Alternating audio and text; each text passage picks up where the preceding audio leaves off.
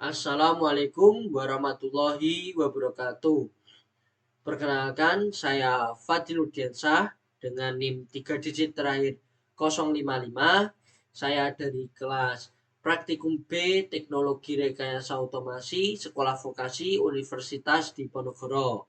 Di sini saya akan menjelaskan materi untuk mesin-mesin listrik, lebih tepatnya di sini saya akan menjelaskan VFD dan motor AC induksi beserta cara men-setting VFD secara langsung. Tanpa berlama-lama kita langsung aja masuk ke materi pertama. Di sini ada pengertian dan cara kerja VFD.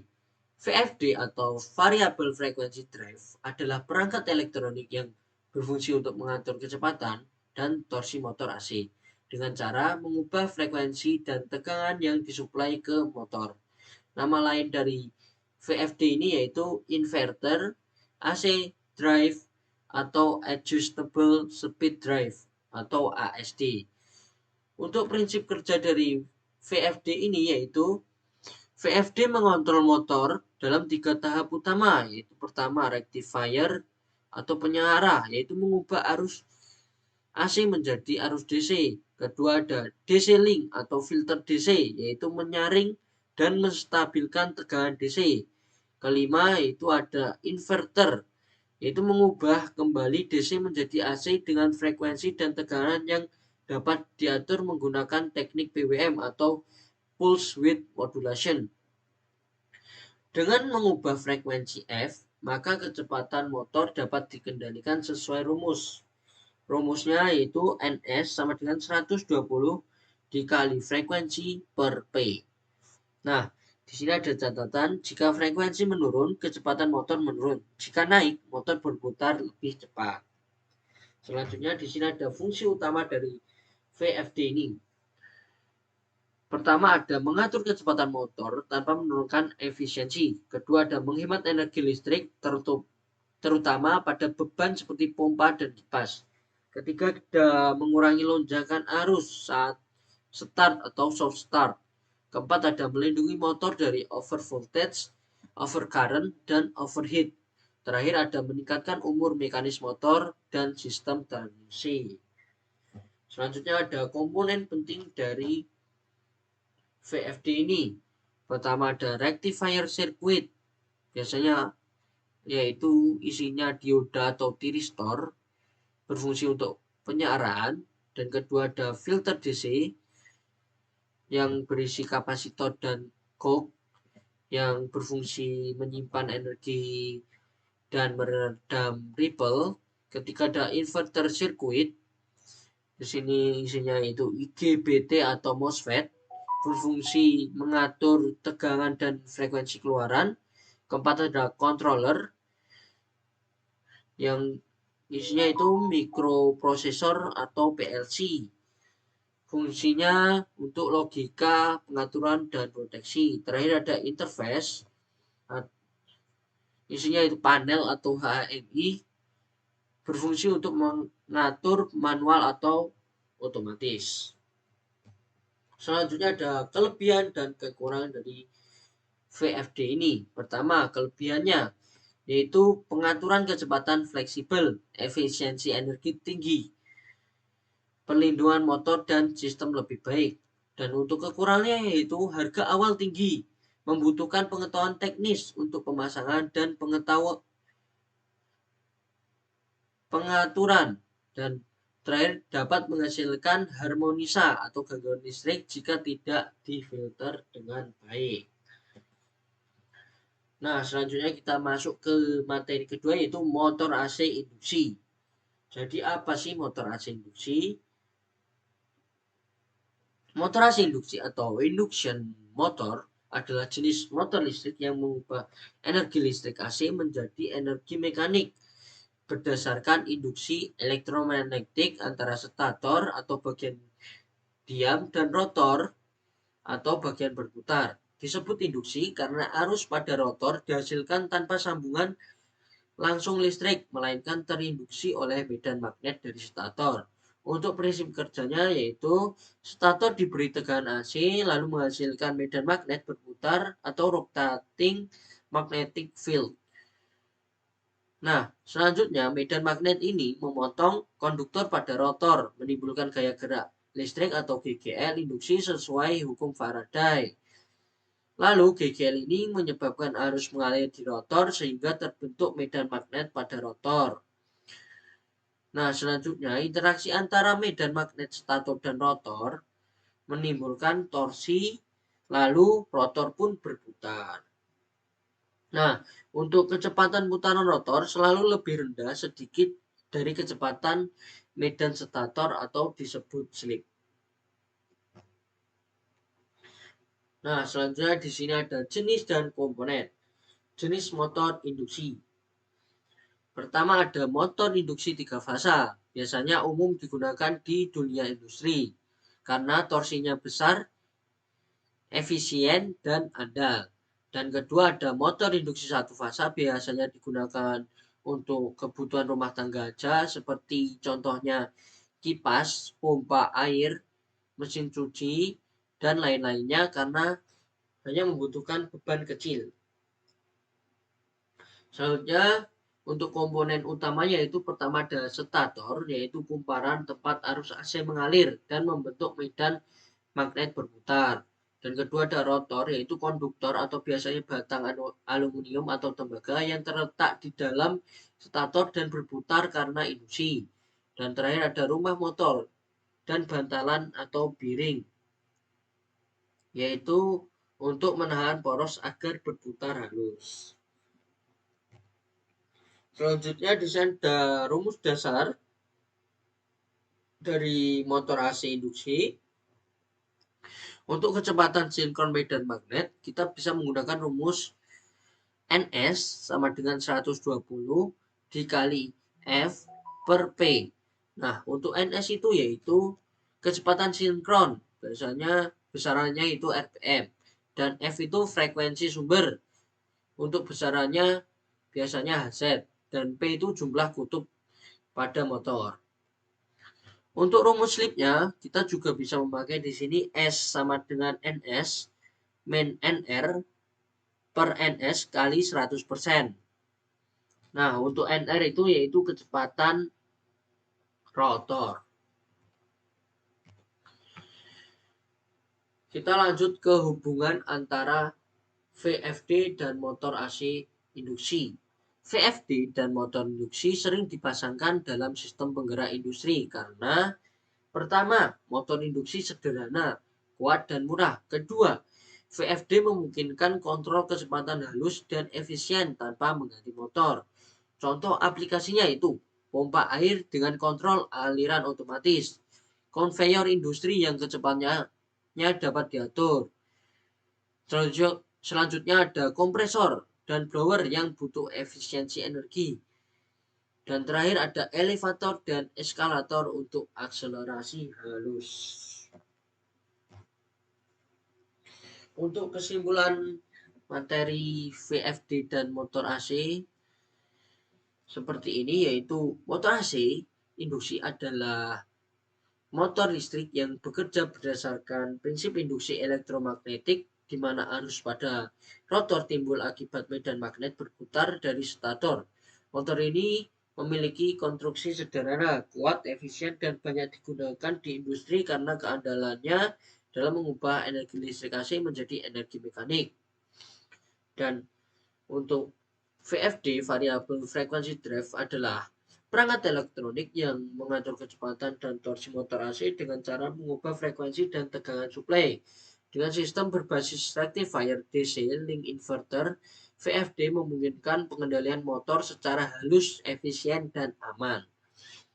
Untuk hubungan antara keduanya itu sangat erat karena motor induksi menjadi aktuator utamanya dari VFD ini dan untuk VFD-nya berfungsi sebagai pengendali cerdas yang menyesuaikan kecepatan sesuai kebutuhan beban. Kombinasi ini menghasilkan sistem penggerak yang hemat energi, fleksibel, dan memiliki umur operasional panjang.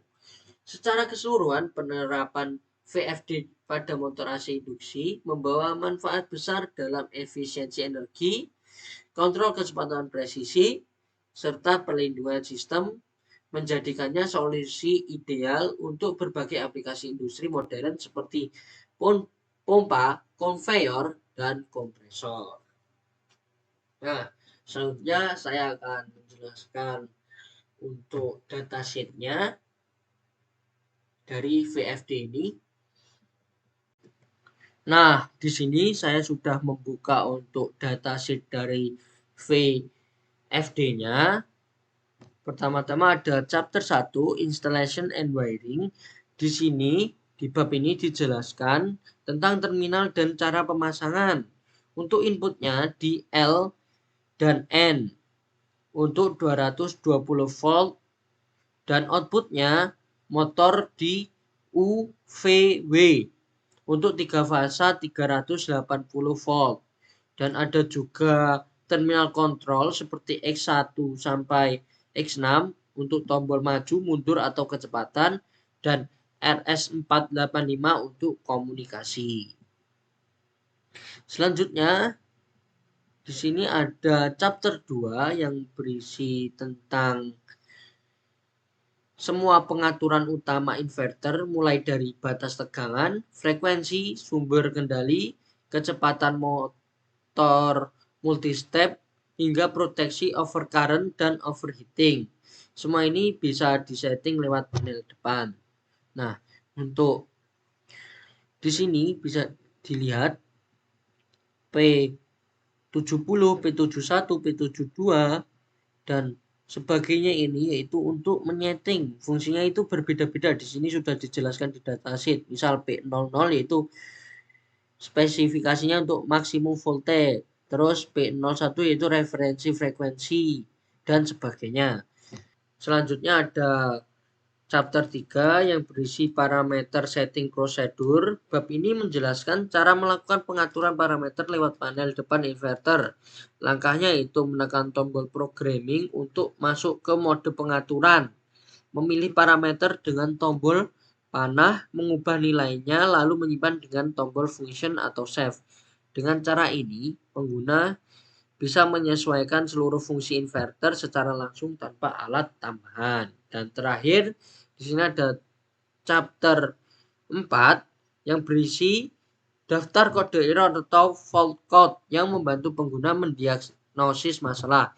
Misalnya ERR1 untuk arus berlebih atau short circuit, dan ERR2 untuk tegangan rendah, ERR3 untuk tegangan tinggi, ERR6 untuk overcurrent, dan ERR8 untuk suhu terlalu panas. Daftar ini memudahkan proses perawatan dan perbaikan jika inverter mengalami gangguan. Nah, untuk penjelasan tentang datasheet VFD ini sudah cukup. Kita langsung aja lanjut ke cara menyeting VFD-nya. Nah, di sini saya akan menjelaskan cara penggunaan VFD. Pertama-tama kita pencet untuk proc-nya, lalu nanti akan menampilkan P. Setelah itu kita pilih P-nya itu 6, kita cari dengan tombol atas bawah tersebut. Setelah 6 kita pencet function data, lalu di sini akan menampilkan nilainya. Di sini kan 150. Kita naikkan aja nilai 150 ini ke 250-an. Itu adalah batas maksimal dari frekuensinya. Nah, setelah sudah kita pencet function datanya lagi, maka nanti akan tersimpan. Lalu kita pencet proc lagi. Nah, di sini akan menampilkan frekuensi, lalu kita putar untuk mengatur besar frekuensi yang kita inginkan. Nah, di sini saya menggunakan frekuensinya yaitu 10.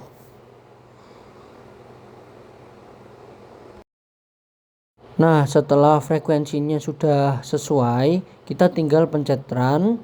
Lalu di sini kita bisa lihat bahwa motor AC-nya sudah dapat berputar. Nah, setelah dapat berputar, kita bisa menghitung nilai RPM dari motor ini dengan cara menggunakan alat yang bernama tachometer. Nah, jadi tachometer ini akan mengeluarkan laser merah dan kita tinggal mengarahkan arah lasernya tersebut ke arah putaran motornya sehingga nanti RPM-nya akan terbaca. Nah, selanjutnya saya akan mengukur nilai arus dengan menggunakan alat yang bernama clamp meter ini. Jadi clamp meter ini tinggal kita pasang di salah satu kabel input dari VFD menuju motor AC-nya. Nah, jadi nanti di sini akan keluar untuk nilai arusnya. Nah, selanjutnya di sini ada untuk tabel dan grafik untuk frekuensi RPM dan frekuensi arusnya. Di sini pada tabelnya terdapat frekuensi RPM, I input dan V input. Jadi untuk frekuensinya di sini memakai 10 sampai 100 yaitu kelipatan 10. Lalu jika frekuensi ini dinaikkan secara terus-menerus, maka RPM-nya juga ikut naik secara terus-menerus. Misal, dari 10 RPM-nya yaitu 232. Dan frekuensinya dinaikkan menjadi 20, RPM-nya juga ikut naik menjadi 592,9. Lalu, frekuensinya 40 menjadi 1188 sampai seterusnya yaitu 100. Frekuensinya RPM-nya yaitu 2961. Jadi ketika kita menaikkan frekuensinya, maka RPM-nya juga akan ikut naik. Nah, untuk I inputnya di sini pertama-tama dari 10 sampai 60 ada kenaikan, namun setelahnya dari 60 sampai 100 ada penurunan yang sedikit demi sedikit dari 2 menjadi 1,9, menjadi 1,8 dan 1,7. Dan untuk V inputnya yaitu stabil di 380 volt. Nah, di sini kita bisa lihat juga untuk grafiknya. Ketika frekuensinya naik, maka RPM-nya juga akan naik terus seperti ini. Nah, kita langsung aja lanjut ke percobaan 2. Di sini untuk percobaan 2 yaitu untuk akselerasi dan deakselerasi. Jadi, akselerasi pada motor AC induksi adalah proses peningkatan kecepatan putaran motor dari keadaan diam 0 rpm menuju kecepatan nominal atau sinkron. Proses ini terjadi ketika torsi elektromagnetik motor lebih besar dari torsi beban sehingga motor mempercepat rotasinya. Sedangkan deakselerasi atau deselerasi adalah proses penurunan kecepatan putaran motor. Biasanya terjadi ketika daya input dikurangi atau diputus atau saat beban pengereman diterapkan. Pada tahap ini, energi kinetik rotor dilepaskan kembali ke sistem atau diubah menjadi panas, misalnya melalui resistor pengerem. Singkatnya, akselerasi itu motor dipercepat sampai kecepatan kerja dan deakselerasi motor diperlambat hingga berhenti. Setelah mengetahui apa itu akselerasi dan deakselerasi, kita lanjut ke cara men-setting VFD untuk akselerasi dan deakselerasinya. Nah, di sini kita ke menu prog lagi, kita pilih P. Nah, di sini kita P32 terlebih dahulu, lalu kita mencet function data, lalu kita di sini ganti nilainya menjadi 5. Setelah itu kita pencet lagi function datanya, lalu kita pilih P-nya lagi untuk yaitu 42. Nah, kita pencet function data lagi. Di sini kan nilainya sudah benar 5. Kita tinggal function data untuk menyimpan. Lalu di sini kita tinggal menyeting untuk frekuensinya. Di sini saya menggunakan 75. Nah, setelah nilainya sudah sesuai, kita tinggal klik runningnya di sini. Lalu kita siapkan stopwatchnya, kita pencet bareng dengan runnya. Nah, di sini ketika nilainya sudah mencapai 75, nanti kita akan stop untuk stopwatchnya.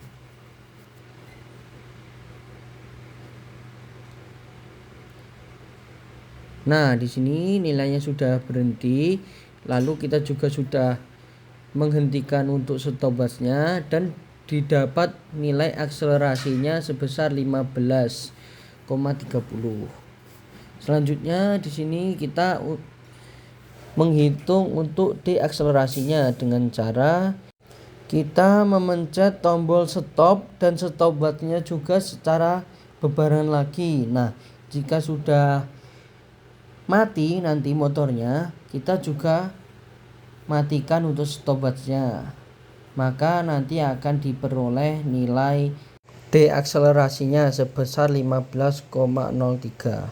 Nah, selanjutnya di sini ada tabel dan grafik untuk akselerasi dan deakselerasi untuk P34 dan P42 ini. Jadi, ketika nilai P34 ini dinaikkan, kan di sini nilainya 5, 10, 15, 20, 25.